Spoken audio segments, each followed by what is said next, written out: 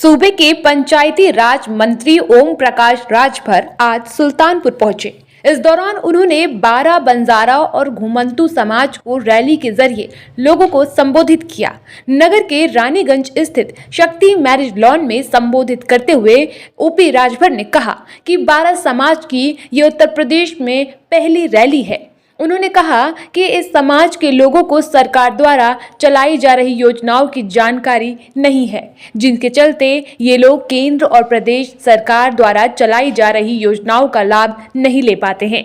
लिहाजा ऐसे पात्रों को 1 वर्ष के भीतर लाभ दिलवाना उनकी पहली प्राथमिकता है।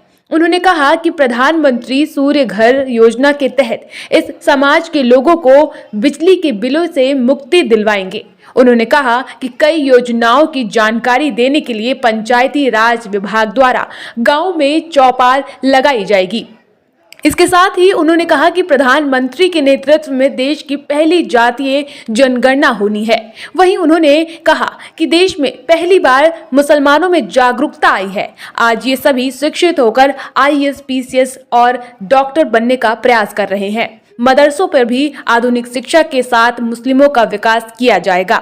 वहीं बलिया में सुभाषपा कार्यकर्ता की पिटाई के मामले में ओपी राजभर ने कहा कि कार्यकर्ता से अभद्रता करने और सस्पेंड कर दिया गया है। शाम तक थाना प्रभारी पर भी कार्यवाही की जाएगी। वहीं शिकायतकर्ता पर उन्होंने जाकर कार्यवाही करने की बात कही है। आश्वासन है इस समुदाय को। देखिए 12 जो जातियां उसमें तो कुछ शेड्यूल कास्ट में भाई आप पीछे करो यार थोड़ा।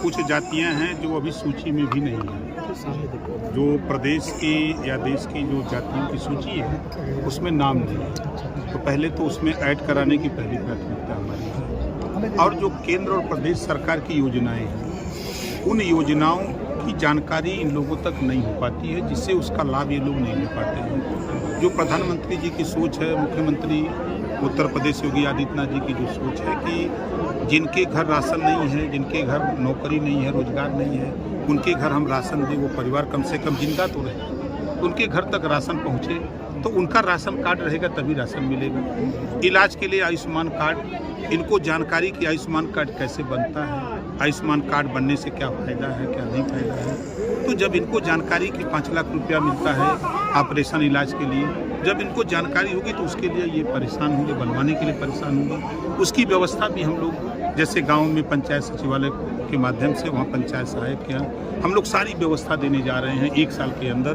चाहे वो आयुष्मान कार्ड हो, चाहे राशन कार्ड हो, चाहे किसी तरह का पेंशन का फार्म भरना हो, चाहे कोई फार्म भरना हो, हम लोग वहीं गाँव में देने जा रहे हैं। तो सारी व्यवस्था की जानकारी इन तक नहीं पहुंच रही है। इस नाते हम लोग जिलेवार हम लोग इनको जुटा करके इनको जानकारी भी देते हैं। जो इनके ऊपर जुल्म जाति अत्याचार होते हैं उसको कैसे निपटा जाए, उनकी कैसे मदद हो, इसके विषय में इनको बताते हैं कि भाई देखो माध्यम है, जब नेता चुना जाता है तो नेता इस नाते चुना जाता है कि उस क्षेत्र में जो जनता है उसकी मदद करे। तो वहाँ तक ये पहुँच भी नहीं पाते हैं। नेता को वोट की ज़रूरत होती है, नेता इनके यहाँ आता है, जब इनकी समस्या का बात आती है वहाँ तक जा नहीं पाते। तो इन सब चीज़ों की जानकारी का न होना और सबसे बड़ी बात की शिक्षा का न होना, इस नाते वहाँ तक नहीं पहुँच पाते। आप सरकार में अबू आजमी का एक बयान आया है औरंगजेब के ऊपर, जिस पर बड़ी प्रतिक्रियाएं आ रही हैं। देखिए अबू आजमी को हम क्या कहें, जितने भी मुस्लिम लीडर वो अगर अपनी कम्युनिटी के विषय में, विकास के विषय में सोचते, शिक्षा के विषय में, स्वास्थ्य के विषय में, रोजगार के विषय में, नौकरी के विषय में, तो बेहतर रहता। ये लोग सिर्फ नफरत की बात सिखाते हैं और पार्टियों को वोट दिलाते हैं और समाज को गर्त में ले जा रहे हैं। आप उठा के देखिए, आज़ादी के बाद नौकरियों में मुसलमान 38% था, आज 1% नहीं है। एक कांग्रेस को वोट दिया, सपा को दिया, बसपा को दिया। आज एनडीए गठबंधन को वोट बेशक बहुत कम दिया, लेकिन आज 51 बच्चे मुसलमानों के IAS हुए। आज मुस्लिम बच्चे IAS और PCS बनने की तैयारी कर रहे हैं, मेडिकल में जा रहे हैं, इंजीनियरिंग में जा रहे हैं, शिक्षा की तरफ मूव कर रहे हैं। तो हम लोगों का प्रयास है कि जब सबका साथ सबका विकास की बात है, फिर नफरत कहाँ से आप लोग बोल रहे हो। आप उनको समझाओ, उनको सिखाओ कि जिस तरह यूपी बोर्ड CBSE बोर्ड है, उसी तरह मदरसा बोर्ड में भी किताबें अब लागू होंगी उनको भी, ताकि वो पढ़ करके आगे आकर के वो विकास के मुख्य धारा में आवे।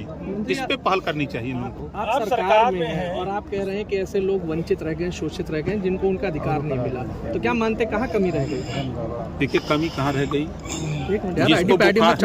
जिसको बुखार है तो उसको डॉक्टर के पास जाना पड़ेगा ना कि डॉक्टर दवाई लेके आइए।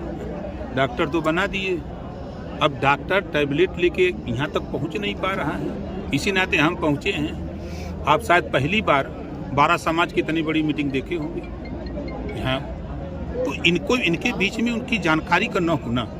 अब जैसे जो लिख के दिया राशन, प्रशासनिक अधिकारियों की कमी है, नहीं, उनकी भी कमी नहीं, हम उनकी कमी नहीं मानते। जिसको खुद सुधरने की चाहत न हो तो उसको कैसे सुधारा जा सकता है। मंत्री जी जातिगत जनगणना का कितना समर्थन करते हैं, क्योंकि आपने अभी मंच से कहा कि इन लोगों की जाति का कहीं कोई गणना नहीं है। भैया, मेरे देश के प्रधानमंत्री माननीय नरेंद्र मोदी जी के नेतृत्व में जातिवार जनगणना होगी। फिर मैं कह रहा हूँ, मोदी जी के नेतृत्व में जातिवार जनगणना होगी। फिर संसद में इतने दिन से क्यों ये उठापटक चल रही? अच्छा ये बताइए, जब कैंसर हो जाए तो जल्दी ये ठीक होता है। आपके बेटे